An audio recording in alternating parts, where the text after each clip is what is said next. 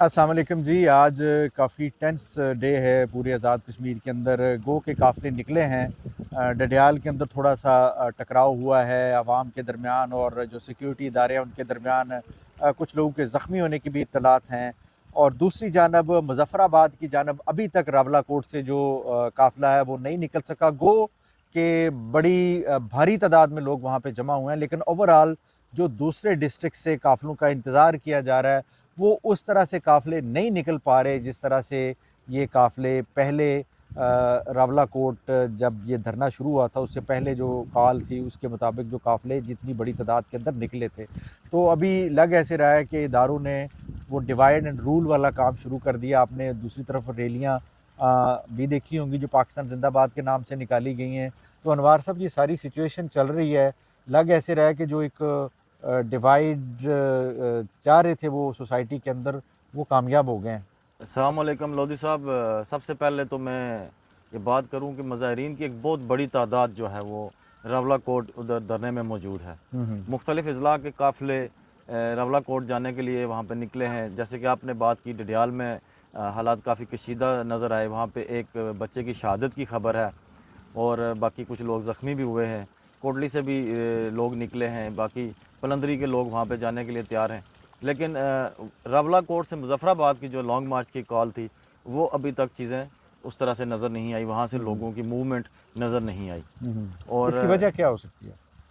अब देखें जो हमारे पास खबर है उसमें तो मुझे यही पता चला है कि वो अभी दीगर काफ़िलों का इंतज़ार कर रहे हैं कि तमाम लोग एक दफ़ा रावलाकोट पहुँच जाएँ तो फिर हम यहाँ से लेकिन एक ही आप क्या काफ़िले समझते के। हैं, यही रीज़न है या कोई और रीज़न है? देखिए रीज़न तो अब वहाँ पे जो सिक्योरिटी फोर्सेस की तरफ से जो सख्ती है उसकी सूरत में भी जो है काफ़िलों की तादाद में जो लोग लोग भी निकल उस रहे, तरह से नहीं जो निकले लोग जिस तरह निकलना से चाह रहे पहले थे निकले। नहीं निकले, रास्ते भी बंद हैं। और जो ये डडियाल के अंदर कशीदगी हुई है इसकी वजह से भी कुछ चीज़ें रुक गई हैं। तो बहरहाल अब देखते हैं कि ये आगे कल तक क्या सिचुएशन सामने आती है।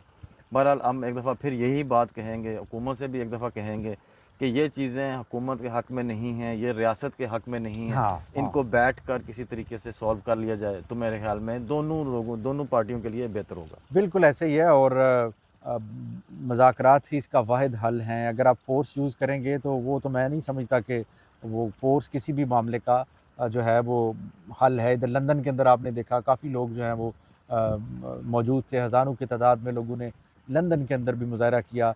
और अपने चूँकि एक सेंटिमेंट है यहाँ जो लोकेलिटी होती है ना जहाँ पैदा हुए होते हैं, तो वहाँ पे अगर कोई इस तरह के हालात हों तो फिर डेफ़िनेटली लोग उस पे अपनी रिज़ेंटमेंट का इज़हार बिल्कुल करते हैं। और आज यही वजह है कि पूरे यूके से लोग बड़ी तादाद में मिलियन लंदन के अंदर मिलियन जमे। मार्च के लिए आज देखें ना मुख्तलिफ शहरों से काफ़िले लंदन की तरफ जा रहे हैं और वहाँ पे लोग पहुँचे हैं, उन्होंने अपना प्रोटेस्ट रिकॉर्ड करवाया है। और ये कश्मीरी जो जहाँ जहाँ पे भी बसते हैं उन्होंने अपना रिकॉर्ड अपना जो एहतजाज है वो रिकॉर्ड करवाया है। तो मैं ये समझता हूँ कि इन सारी जो क़ुव्वतें हैं इनको मिल के सोचना चाहिए कि आखिर क्या बात है कि कश्मीरी आज यहाँ पे भी सड़कों पे हैं, कश्मीरी कश्मीर के अंदर भी सड़कों पे हैं। तो मिल बैठ के इसका कोई हल करें। और बुनियादी हकूक़ की जहाँ तक बात है वो ठीक है, और जो चीज़ें हुकूमत के कंट्रोल में हैं उनको ख़त्म करें और जो नहीं कंट्रोल में उनमें वक्त लें, उनके ऊपर कोई कोई मतलब पॉलिसी दरमियाना बनाएं, रास्ता कोई पॉलिसी निकालें। बनाएं ताकि इन लोगों को भी मुतमईन किया जा बुनियादी सके। फ़र्क यही है कि दोनों चूँकि पहले हट धर्मी पे थे। पहले जिस तरह आप गवर्नमेंट हट धर्मी पे, पहले एक्शन कमेटी इस तरह हट धर्मी पे थी और उसका नुकसान हुआ है। आज आप देखें आपकी पूरी जो नेशन है कश्मीरी नेशन, उसके अंदर भी एक तक़सीम बहरहाल मौजूद है। आप इसको मानें या ना मानें, ठीक है? अब लोग कह रहे हैं जी कि वो जो एलिमेंट है जिसने हाईजैक कर लिया इस पूरी हकूक़ की तहरीक को, पाकिस्तान मुखालिफ तहरीक बदलने की कोशिश की है। अब लोग उस पे डिस्कस भी कर रहे हैं। आपने सोशल मीडिया पे चीज़ें भी देखी होंगी, बिल्कुल, दोनों तरफ से चीज़ें सामने बड़े आ रही हैं संजीदा सर। लोग उस पे बात कर बहुत रहे हैं। दोनों तरफ से चीज़ें सामने आ रही हैं। ऐसा देखें कि जो लोग इस कमेटी के हक़ में हैं और जो लोग ये समझते हैं कि कमेटी जो है पाकिस्तान मुखालिफ बयानियाँ लेके आगे चल रही है, जी, जी। उनकी तरफ से भी बातें सामने आ रही हैं। और मैं ये समझता हूँ कि बातें दोनों ठीक हैं। हाँ, हाँ। कमेटी की बातें किसी हद तक ठीक हैं और ये जो दूसरे लोग बात कर रहे हैं ये भी किसी हद तक अब जायज़ मतलब कोई बातें ऐसा हैं। देखें एक्शन कल मैं एक दोस्त की वो गुफ्तगू सुन रहा था, वो बड़े प्रो एक्शन कमेटी थे। उन्होंने कहा जी अगर एक सेगमेंट है जो सोसाइटी का पहले ठुकराया हुआ सेगमेंट है, वो इस सारे को हाईजैक कर रहा है और अपने मकासद के लिए इस्तेमाल कर रहा है। जब पीपल्स पार्टी के लोग मौजूद हैं, जब नून लीग के कारकुन मौजूद हैं, across the board action committee के झंडे तले लोग जमा हैं, जब वो अपना एजेंडा नहीं पेश कर सके या कर सक रहे या नहीं कर रहे, कि वो ये समझते हैं कि ये एक हकूक़ की तहरीक है, तो वाई کہ وہ جو ایک سیگمنٹ ہے جو ٹھکرایا ہوا بیسیکلی سیگمنٹ ہے وہ کیوں اپنا جو اپنی جو ہانڈی ہے وہ عوامی ایکشن کمیٹی کے تندور پہ ہی بنانا چاہتے ہیں؟ بالکل ایسا ہی ہے سر. ہم نے یہ کہا نا کہ اب شوکت نواز میر کی گرفتاری کے بعد جو چیزیں ہیں وہ میں سمجھتا ہوں کہ اب جو کنٹرول ہے ایکشن کمیٹی کا وہ اب ایسے ہاتھوں میں ہے جن کا بیانیہ بنیادی حقوق کے علاوہ ٹکراؤ کا بیانیہ، ٹکراؤ کا بنیادی بیانیہ. حقوق کے علاوہ کچھ ان کا اور اپنا بھی ایک بیانیہ ہے. ہم بالکل کیٹیگوریکلی جو ہے وہ ان عوامی مطالبات کی میں سمجھتا ہوں ان کو جائز سمجھتے ہیں، ان کے لیے حق کے لیے آواز اٹھانے کو بھی جائز سمجھتے ہیں. لیکن جب آپ گالی دیں گے تو پھر گالی کے جواب میں آپ کو گالی ملے گی، آپ کو اس کے جواب میں پھول نہیں ملیں گے. دوسری طرف جو ہم نے انوار پہلے خدشے کا اظہار کیا تھا کہ آزاد کشمیر میں اوور آل الیکشن جو ہیں وہ بڑے مناسب طریقے سے چند سیٹوں کو چھوڑ کے منصفانہ ہوتے تھے، تو یہ 12 سیٹوں والا رولا ڈال کے آج جو ایک ٹانگا پارٹی کشمیر کے اندر بھی لانچ ہو گئی، اور آپ نے دیکھا ہے کیسے جس طرح وہ شہد کی مکھیاں چھتے کی طرف جاتی ہیں ایک دم ایسے لپکے ہیں اتنے زیادہ لوگ اس پارٹی کی جانب. میں علیم خان صاحب کی بات کر رہا ہوں، استحکام پاکستان پارٹی کی بات کر رہا ہوں. یہ وہ بات ہماری سچی نہیں ثابت ہو رہی. میں آپ کو یہ بات بتاؤں کہ اب جو ایکشن کمیٹی کا موقف تھا، جی بنیادی موقف 12 سیٹوں کو لے کر تھا، وہ یہ تھا کہ یہ جو 12 سیٹیں یہ دھاندلی کا باعث مہاجرین بنتی ہیں. پاکستان کی سیٹیں، مہاجرین کشمیر کی سیٹیں ہیں جو پاکستان میں بستے ہیں، یہ دھاندلی کا سبب بنتے ہیں. جی ان کو کچھ جو قوتیں ہیں جی وہ اپنی مرضی سے وقت آنے پر استعمال کرتے ہیں. لیکن جو باقی 33 حلقوں میں الیکشن ہوتے تھے وہ کہیں نہ کہیں فیئر اینڈ فری، 43 غالباً 43 میں وہ پھر کچھ مخصوص نشستیں آ جاتی ہیں، براہ راست 33 حلقوں پہ انتخابات ہوتے ہیں. اس میں یہ ہوتا ہے کہ وہ فری اینڈ فیئر الیکشن ہوتے ہیں. اب یہ 12 سیٹوں کی آڑ میں ایک جو استحکام پاکستان پارٹی، جو ٹانگا پارٹی جس کا آپ نے ذکر کیا، وہ اب آزاد کشمیر کے اندر لانچ کر دی گئی ہے.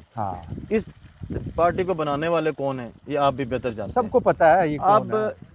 پہلے وہ انڈائریکٹلی انوالو ہوتے تھے آزاد کشمیر کے الیکشن میں، اس کی سیاست میں. اب اس پارٹی کے آنے کے بعد وہ قوتیں ڈائریکٹلی انوالو ہو گئی ہیں. یس. اب مجھے بتائیں کہ کشمیر کے فیصلے کشمیر میں کیسے ہوں گے؟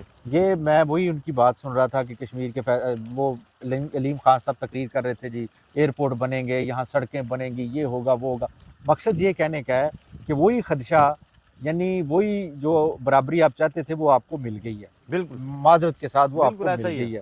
ٹھیک ہے، اب آپ کی وہ جو 33 سیٹیں ہیں نا وہ بھی اسٹیک پہ ہیں. اور یہ میں آپ کو چیلنج سے کہہ رہا ہوں کہ آپ دیکھیے گا استحکام پاکستان کی اچھی خاصی سیٹیں جو ہیں وہ اس اسمبلی کے اندر موجود ہوں گی، جو تقریباً ایک ہفتہ پہلے پارٹی آزاد کشمیر کے اندر انٹر سر دیکھیں، اب میں آپ کو یہ بات بتاؤں کہ تنویر الیاس کی ہم بات کریں یہاں پہ، وہ پاکستان پیپلز پارٹی میں شامل ہو گئے اور بے بنیاد بات پر انہوں نے ایک جسے کہتے ہیں نا پرابلم کریٹ کر کے انہوں نے جماعت چھوڑ دی. میں اپنی بات کرتا ہوں، میں اس کو کوئی دلیل سے یا اس طرح کی بات نہیں کر رہا، میں ایک جو نا وہ یہ شک کا اظہار کر رہا ہوں کہ کہیں نہ کہیں سے ان کو اشارہ ملا تھا، ان کو گرین سگنل ملا، جس کی وجہ سے انہوں نے فوراً پیپلز پارٹی چھوڑ کے وہ استحکام پاکستان پارٹی میں شامل ہوئے. اور جتنے وہ لوگ تھے جن کو دیگر جماعتوں نے ٹکٹ نہیں دیے، وہ آزاد امیدوار کی حیثیت سے الیکشن لڑنا چاہتے تھے، لیکن فوراً سے جب یہ جماعت آئی، یہ پارٹی آئی، تو انہوں نے وہاں پہ جا کے کچھ پاکستان تحریک انصاف کے لوگ بھی جو ہے وہ بالکل، کیونکہ اس نے کیونکہ بائیکاٹ تحریک کیا، انصاف نے بائیکاٹ کیا، تو وہ لوگ بھی چھوڑ کے وہاں پہ گئے، کیونکہ الیکشن تو انہوں نے لڑنا تھا چاہے وہ جماعت کوئی بھی ہو. تو جہاں تک ترقی کی بات کی علیم خان صاحب نے، تو وہ اب دیکھتے ہیں کہ کشمیر پیرس بننے جا رہا ہے. جیسے انہوں نے کہا جی میں ایئرپورٹ بناؤں گا، وہی جس طرح لاہور پیرس بنا ہے، وہی جس طرح پنڈی پیرس بنا ہے، وہی جس طرح پاکستان پیرس بنا ہے، اور وہی جس طرح عمران خان کے ووٹ جو ہیں وہ 17 سیٹوں سے نون لیگ کو اٹھا کے 100 سے ابو سیٹوں پر لے گئے ہیں. مبارک کو، آپ کا بھی نتیجہ جو ہے وہ اسی طرح کا آپ کو نکلے گا. مہاجروں کو، اب مہاجر سیٹوں والوں کو اب کوئی گڑبڑ کرنے نہیں دی جائے گی، اس لیے نہیں دی جائے گی، ضرورت ہی نہیں، کیونکہ آپ کے اندر بھی وہ جو 45 کو 47 والی مشینیں ہیں وہ لانچ کر دی گئی ہیں. آپ کو مبارک کو، آپ کی عوامی تحریک آپ کو مبارک ہو، لیکن وہ خدشے آج سچ ثابت ہوئے ہیں. اب بھی ہم کہتے ہیں کہ آپ دونوں حضرات جو ہیں، آپ دونوں پارٹیاں، آپ ایک ٹیبل پہ بیٹھیں اور اس کا کوئی ایسا حل تلاش کریں کہ آپ کی اس ٹانگا پارٹی سے بھی جان چھٹ جائے، اور جو آپ کی ایک ریت اور روایت منصفانہ الیکشن کی ہے وہ قائم اور دائم رہے. انشاءاللہ کل آپ سے دوبارہ بات کریں گے. اجازت دیجیے. اللہ حافظ.